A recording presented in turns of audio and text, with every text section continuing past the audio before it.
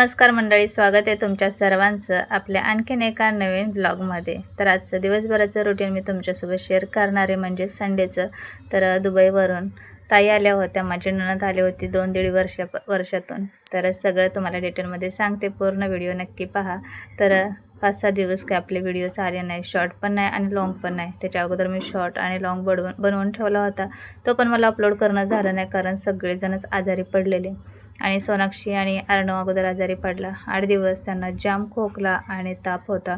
सारखं दवाखान्यात घेऊन जायचो, औषध गोळ्या पाजले की तात्पुरतं राहायचं आणि परत त्यांना ताप खोकला यायचं.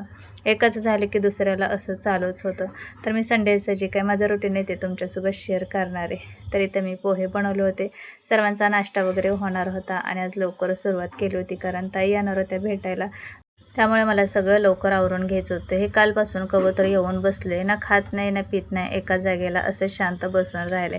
आणि संडे म्हटलं की आपला दिवसभर अवतार असाच असतो. तर मी सकाळी केस धुतलेले तसेच होते, बांधलेसुद्धा नव्हते. तर सगळ्यांना नाश्ते वगैरे दिले. आई सोनाक्षीला अगोदर नाश्ता दिला, अर्णवचा माझा बाकी होता. हे आणखीन झोपले होते, उठले नव्हते. तर आरव आला होता. तर माझ्या नंदेच्या मुलाचं नाव आरव आहे, तर आरवच तोंडामध्ये आला. तर लहान नंदेचा मुलगा आला होता रात्री इकडेच राहायला, तर त्याचा पण नाश्ता चालू होता. पोरांसोबत त्याला करमतं, छान वाटतं, त्यामुळे मग इथेच तो झोपला होता आणि त्यांचे चाललेले नाश्ते. तर चला आता बाकीचं जे काही काम आहे ती माझी आवरावर चालली होती. तर इथं मला बेडला चादर वगैरे लावून घ्यायची होती. तर इथं मी बेडला चादर लावून घेतले आणि यांना नाश्ता पण द्यायचा होता. म्हटलं अगोदर चादर लावून घेते आणि मग तुम्हाला नाश्ता देते, म्हणजे तुम्ही बेडवरती नाश्ता करता, बाकीची मला कामं पण करायला रिकामं होतं.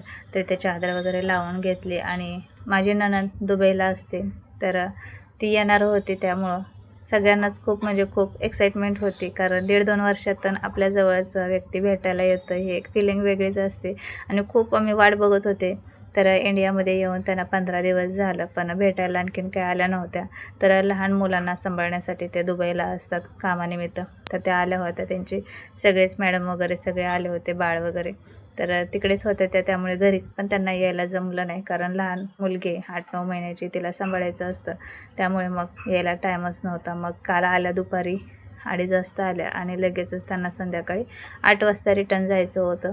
नंतर त्या डिसेंबरमध्ये राहण्यासाठी येणार आहेत, त्यामुळे थोडा वेळच त्यांच्या मॅडमने भेटण्यासाठी पाठवलं होतं आणि 2-3 दिवसांनी परत एकदा येऊन भेटून जाईन म्हटल्या. आणि पोरांना तर एवढी एक्साइटमेंट झाली ना आतूला भेटण्याची, कारण खूप वाट बघत होते, खूप दिवस झालं. जवळ असून पण नाही का भेटता येत नव्हतं. आम्ही पण तिकडे जायचं भेटायला, तर त्या इकडे तिकडे असं म्हणजे त्यांचं फिरणं वगैरे चालूच होतं, त्या मॅडमसोबत बाळं घेऊन इकडे तिकडे. त्यामुळे आम्ही पण गेलो नाही भेटायला, ना मुलांना पण बरं नव्हतं, त्यामुळे आम्ही पण बाहेर कुठे गेलो नाही. तरी त्या अर्णवला आणखीन थोडासा खोकला चालूच आहे, त्यामुळे त्याला गरम पाणी करून दिलं प्यायला आणि यांना चहा करून घेतला. त्यांना नाश्ता वगैरे देऊन घेते. म्हटलं आईचं बाहेर कपडे धुणं चालू आहे. तर इकडे मी यासाठी हसत होते की अर्णवचे पप्पा ना तिकडून मला हसत होते की व्हिडिओचं चालू आहे म्हणून. म्हटलं इकडं व्हिडिओ मी लावून ठेवला आहे, माझी कामं पण चालू आहेत, असं नाही की मी काम ठेवून व्हिडिओ वगैरे बनवते. त्यामुळे ते हसत होते की एवढी घाई गडबड आहे तरी पण हिचं व्हिडिओचं काम चालू आहे. आता काय करणार, आपली कामं आहे ते तर आपल्याला करायला पाहिजे ना. व्हिडिओचं असू देत, स्वयंपाकाचं असू दे, कोणतं पण असू देत, माझी सगळी कामं चालू होती. तर इथं त्यांना नाश्ता दिला आणि पोहे केले होते नाश्ता त्यांच्या आवडीचे, आणि पोहे तर त्यांना खूप जास्त आवडतात. तर इकडे पोहे गरम करून घेतले आणि चहा पण दिला. आणि उपमा आदल्या दिवशी बनवला, त्यामुळे म्हटलं चला संडेला आता पोहे बनवते. तर इथं नाश्ता वगैरे त्यांना दिला आणि ते म्हटले ब्रेड गरम करून दे, मग ब्रेड वगैरे गरम करून दिला. त्यांचं चाललेलं नाश्ता TV बघत करणं, तर ते खतरों के खिलाडी बघत बघत त्यांचा नाश्ता चालला होता. तर इथं मग त्यांना ब्रेड वगैरे गरम करून दिला आणि बाकी सगळ्यांचे नाश्ते झाले होते, यांचाच नाश्ता शिल्लक राहिला होता. तर मग त्यांना पण नाश्ता वगैरे दिला, ब्रेड गरम करून दिला. आणि मला फरशी पुसायची होती, कपडे सुकत टाकायचे होते. आणि म्हटलं तर दुपारच्या जेवणामध्ये फक्त वरण भात बनवते. आणि आदल्या दिवशी रात्रीच ना मी ठेचा बनवला होता. ताईंना खूप जास्त माझ्या हातचा ठेचा आवडतो, तर म्हटलं चला मी फिक्स आहे माझं, ताई आले की ठेचाच बनवत असे. त्यांना विचारलं ना तुम्हाला काय खायचं आहे काय बनव, तरी पण त्यांचं असं असतं मला काय नको, फक्त ठेचा बनव म्हणून. तर मग मी आदल्या दिवशी रात्री ठेचा बनवला होता आणि तो मोरला ना की दुसऱ्या दिवशी तर खूप छान लागतो. तर मस्त ठेचा बनवला होता आणि वरण भात असं दुपारी मी जेवण केलं होतं. म्हटलं संध्याकाळी काहीतरी जायच्या अगोदर स्वयंपाक बनवेन चांगला. तर मग त्यांना इकडे तिकडे भेटण्यातच खूप वेळ गेला. घरी थोडा वेळ बसल्या, त्यानंतर खाली त्यांच्या मुलाला भेटायला गेल्या, मावशीकडे गेल्या, परत ना भावाकडे गेल्या, त्यांच्या इकडे तिकडे जाण्यातच पूर्ण दिवस निघून गेला. आणि मग त्यांना 7:30-8 वाजता रिटर्न जायचं होतं. तर मग पटकन मी संध्याकाळी स्वयंपाक केला. तर संध्याकाळच्या जेवणात म्हटलं पनीर वगैरे बनवून घेते. कारण त्या नॉनव्हेज वगैरे तर खात नाही. म्हटलं पनीरची भाजी चपाती असं स्वयंपाक करते.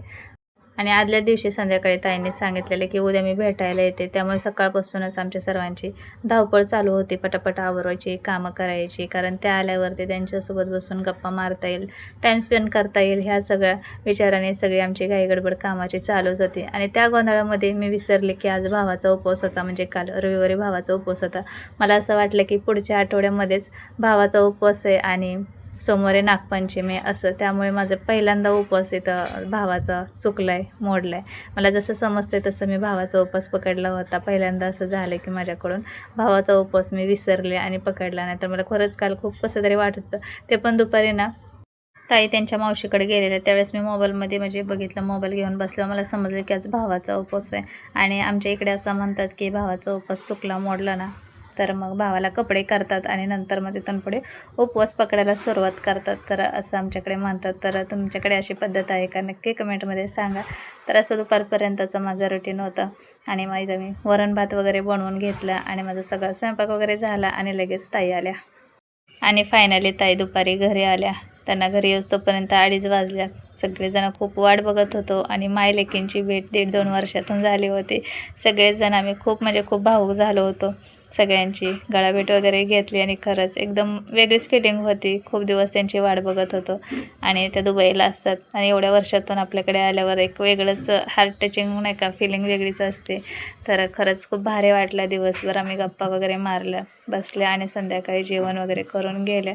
तर इथं पोरं तर एवढी वाट बघत होते ना, तो कधी येणार सारखे विचारत होते.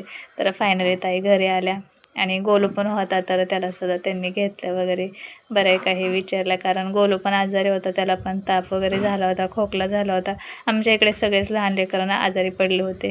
सगळ्यांनाच ताप खोकला असंच झालं होतं, कारण वातावरणच आजकाल तसे, कधी ऊन पडतं तर कधी पाऊस येतो, त्यामुळे सगळेजण आजारी पडले होते. आणि दिवसभर मग आम्ही खूप गप्पा वगैरे मारल्या, जेवण वगैरे केलं सर्वांनी. आणि त्यांचं जेवण खूप कमी आहे, 1 चपातीच्या वर ते जास्त खात पण नाहीत. आणि वरण भात केला होता, तर त्यांना वरण भात तर नव्हता खायचा, नको म्हटलं. आणि त्यांना ठेचा खूप जास्त आवडतो, तुम्हाला सांगितलं ना, त्यांना खूप ठेचा आवडतो. तर मी आदल्या दिवशी बनवलं होतं, त्यामुळे दुसऱ्या दिवशी तर खूप छान टेस्टी लागत होता, चांगला मोरला होता ठेचा. दही पण त्यांना खूप आवडतं, मग दही आणलं होतं, दही भात ठेचा वगैरे असं त्यांनी जेवण केलं. आणि नंतर 8:30 वाजता त्यांना सोडवलं. त्यानंतर मग आम्ही घरी आलो आणि इथं माझं किचन वगैरे पुसायचं काम चालू होतं. कसा दिवस गेला ना खरंच समजलं नाही.